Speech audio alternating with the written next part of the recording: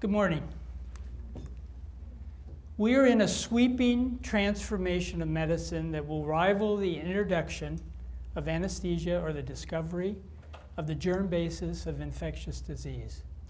Eric Topol is actually a local MD and researcher, quoted in the Wall Street Journal. That's what we've been hearing about this morning. And I'm a personal example of, I think, this first phase of digital medicine. I'm part of a pilot project at Sharp Healthcare, 200 employees working with MD Revolution, which is a local digital medicine company. My participation, I call the project to renovate an old man. I'm 67 years old. I've got first phase, as Josh was mentioning, a Fitbit, counts my 10,000 steps. I've had a nutritionist, a metabolic consultant, and a fitness expert that I am in contact with digitally, giving me feedback. So I've changed the way I eat, changed the way I exercise. I've lost 20 pounds. I am off cholesterol meds and high blood pressure meds that I've been on for 20 years. They've renovated an old man. So digital medicine has a huge potential for all of us. But I want to paint a picture of where medicine is also transforming. And that's, as you all know, with affordable health care, we are transforming the way we deliver medicine, every aspect of medicine. And indeed, in my 35 years as a healthcare professional, I have never seen more change and more stress than we are experiencing in healthcare today. And the effect on human beings is part of what I want to talk about this morning. Is we know there's an analogy in a sense, or what we've learned from soldiers in combat, which I don't think is an inappropriate analogy. When people are under constant stress and risk and complexity, several things happen. One is that it degrades our working memory. And working memory is that ability to hold information in our heads and do something with it. So imagine the nurse who reads the doctor's order that says 0.05 for that medication, comes to your bedside, but because she's distracted, she's overwhelmed, and she's stressed out, she gives you 0.5 medication. Okay? Imagine the second thing that can happen is that the ability to regulate our emotions are impacted. So imagine the surgeon who is frustrated and angry with the conditions that he or she has to work under, again, with all the change and the technology that's happening, and that surgeon is going to the operating room unable to control the impulses and the emotions that need to be controlled, to be clear-headed, and to make good judgments. And then the last thing that happens, amongst many others, when we're under constant stress, is that we can be vulnerable to secondary traumatization. And what that means in healthcare, which is, if you think about healthcare, we are exposed to constant suffering and pain. That's what we do as healers, okay? Secondary trauma means that it can be your primary care physician who sees so much and doesn't have the internal skills to deal with it, that they just can't care anymore. And they can't listen to you or be attuned to you as to what you need to happen in healthcare. Now, the good news is that the vast majority of medical professionals have resilience and are coping. We are not in a position where things are breaking down. But there are warning signs. So, for example, Journal of American Medical Association in 2012 did the first comprehensive study of physician burnout. And they found that 47% of physicians report at least one sign of burnout. And another study showed that at least a third, near 30% of nurses report what they called compassion fatigue, which I would really say there's no such thing. It's empathy fatigue. Okay, empathy fatigue. So what we need in healthcare is what I'm calling inner technologies, a mirror image of what we're talking about this morning, what you just saw. We need internal technologies to be able to manage our experience. And luckily, we have them. In 1983, the Dalai Lama began a conversation with a few scientists, which has flourished into what is now called the Mind Life Institute, which is really the contemplatives of ancient practices that human beings have used for thousands of years to change their hearts and minds. Began to have a dialogue with scientists, and it's actually turned into an ongoing, vibrant dialogue of science and ancient wisdom. As a matter of fact, there's a whole new branch of science that's developed in the last few years called contemplative neuroscience.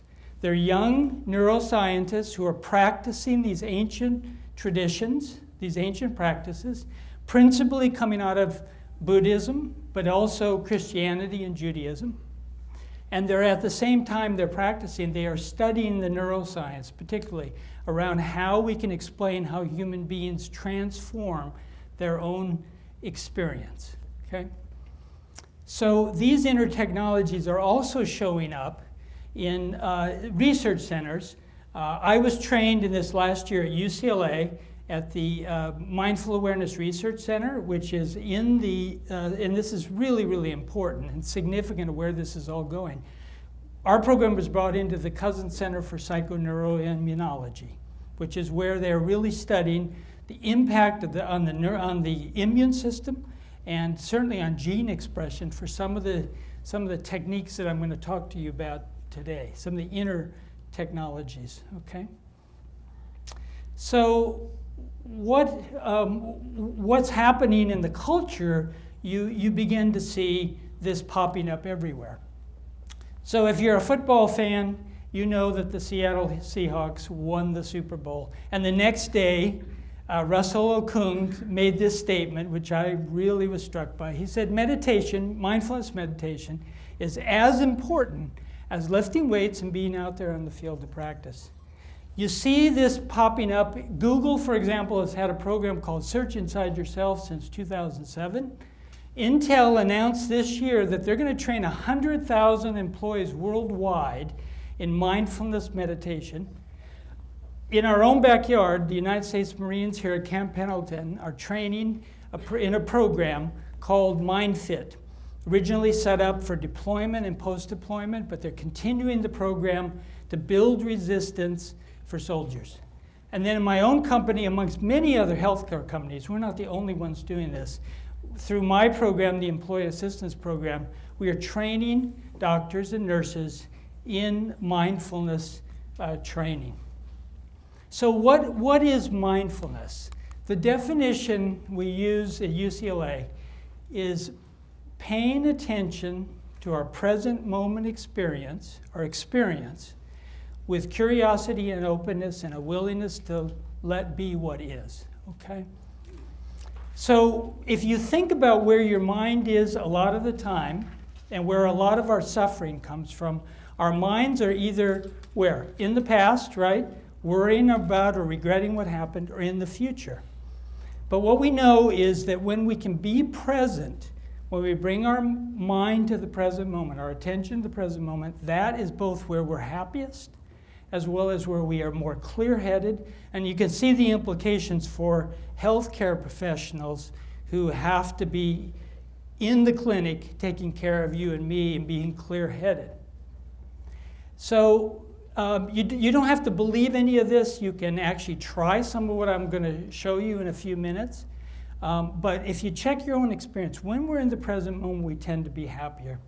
And a study that's really interesting, and I'm also actually a part of it, it's called trackyourhappiness.org. Matt Killingsworth, when he was at Harvard, invented an app. It's going to be one of the largest real-time reports probably in all of research. And what happens is my iPhone 3 times a day goes off, and I'm asked 3 questions. One is to rate how I'm feeling from very good to very bad. Secondly, they ask, what am I doing right now? And there's a whole list of activities. And then the third is really the mind-wandering question. Am I paying attention to what I'm doing in this present moment, or am I thinking about something else? And the research, or at least the findings coming back already, which makes sense. The more we are in the present moment, paying attention to what we're doing, the happier we are. The more clear-headed we are, the better we make judgments. And then the secondary conclusion, I think, is equally important. Even when we're doing something that we don't like, if we're paying attention, we're less unhappy. And this has huge implications for the workplace as well. So the analogy for mindfulness is this. It's like being in a train platform in a train station. And instead of getting on the train and not even knowing that we've gotten on the train, we just find ourselves going south, okay? And you know that experience where you're driving down the freeway, you're thinking about something else, and you go right past your exit, right? That's a mind event. So mindfulness is about not just getting on that train and then waking up that we're going south, but standing on the platform, being able to make a choice, to be clear-headed enough, to be in the present, to choose to go north if we need to go north. And so the implication for what we're doing in healthcare is it's training people to be present. And I want to tell you just two tools, these intertechnology tools that we're training doctors and nurses at Sharp, and many other places are as well. One is, and you're going to laugh, because this is what our mothers told us when we got upset, what? To take a few deep breaths, right? So we teach people 3 deep breaths. And what we now know, our mothers were very wise, what we now know is that a short inhalation and a longer exhalation engages the vagus nerve, which is cranial nerve 10, and that nerve impacts all kinds of organs, including blood pressure and heart rate. So we can actually downregulate our sympathetic nervous system, which is the system that is alarms us, gets us stressed. We can also, with that same 3 deep breaths, we can engage the parasympathetic nervous system. So when I go around the hospitals, I have doctors and nurses come up to me and say, I know this sounds funny, but I practice that throughout the day. I'm less stressed, I'm more clear thinking. I didn't think that a simple thing like 3 deep breaths would make a difference. And the other thing we're doing is we're training people in formal mindfulness meditation. And you probably have heard this a lot in the culture. And it's 3 simple steps. And you can do it at home, 5 minutes. That's all it takes. You don't need special clothing, you don't have to pay anybody, you don't need music, and you don't have to sit on the floor. Comfortably sit in a chair with your spine straight, because that keeps you awake, and close your eyes. Number 2, feel where and focus on where you experience your breath predominantly, okay? You're really focusing on the breath. And the breath is the best mobile app, the best mobile app. We always have it, all the time. It never needs to be recharged, okay? And if you don't have it, you don't have to worry about any of this, right? It's gone. And then the third step is really the hardest. And I always tell people this is very simple, but it's not easy. So that when you bring your attention to the breath, your wandering mind will inevitably leave the breath. And when it does, you very gently bring your attention back to the breath. Repeat, repeat, repeat. This is like a bicep curl for the brain. A bicep curl for the brain. Okay? So those are 2 tools that we can use. Let me tell you in closing a real quick story about one of our physicians. She came into the training that I was doing a year ago. She, one of our best, ran around the clinic like crazy. You know, saw 25 to 30 patients a day. But when she came into the program, she said, you know, and she's a young physician, I'm burnt out. I've had enough. I can't keep at this pace. It doesn't mean anything anymore because I make no connections with my patients. And what happened after training, and what she will tell you today, is she does, when she goes into the room to see you, when she puts her hand on the door, she does 3 deep breaths. Again, it seems so silly, but she's learned to downregulate her sympathetic nervous system throughout the day. She puts her hand on the door. She gets a moment of mindfulness, so when she opens the door, she sees you. She connects with you in just a moment. And what she has found is that the work is more meaningful. She's not burnt out. She now listens to her patients. She connects, and that makes meaning, which is why she went into medicine.